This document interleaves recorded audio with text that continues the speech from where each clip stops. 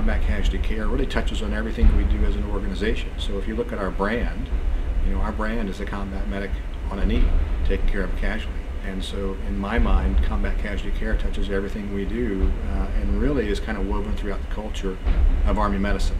If you think about it, we are not going to be able to evacuate people in the future as aggressively as we did in the past. I mean, our air platforms are going to be much more at risk, but we're still going to need that capability on the ground.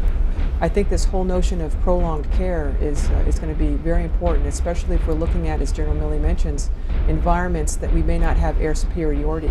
If you're in a conflict with a near peer, they may not be able to have the leisure and the luxury that we've had to evacuate casualties at will. We might not have air superiority. We might have some air superiority, but not as completely as we had in Afghanistan and Iraq. We might have a megacity scenario where you might be only a quarter-mile away from a facility, but you have the burden of the city and not really being able to move quickly from that quarter-mile to a quarter-mile where the surgical team might be. How should we train our combat medics going forwards? If you look at what's been successful with the Special Forces medics and the Ranger medics and other medics, and if you look at the fact that the biggest place to make a difference in improving combat casualty survival is in the pre-hospital environment, then it's an inescapable conclusion that we're going to have to up the training of our medics. So I think it's extremely important to not just value what a credential is, but train up to the level of the credential,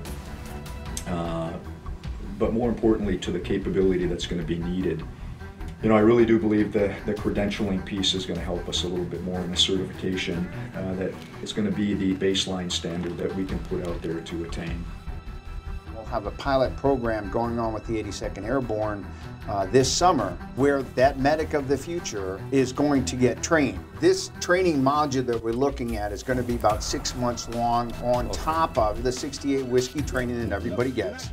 And that's the main goal of our program, is to really get our students exposed to critically injured and ill patients so that they can understand what it looks like, what it smells like, how to deal with those conditions in a stressful environment. Our MTFs, which are health and readiness platforms, are going to be environments, natural environments, in which a medic has repetitions of gauging a patient that presents either well or not so well or somewhere in between.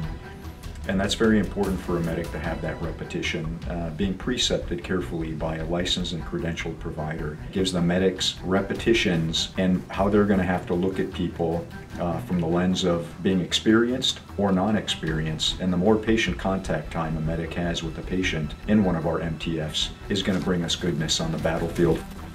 We have no higher responsibility than the care of the wounded soldier on the battlefield.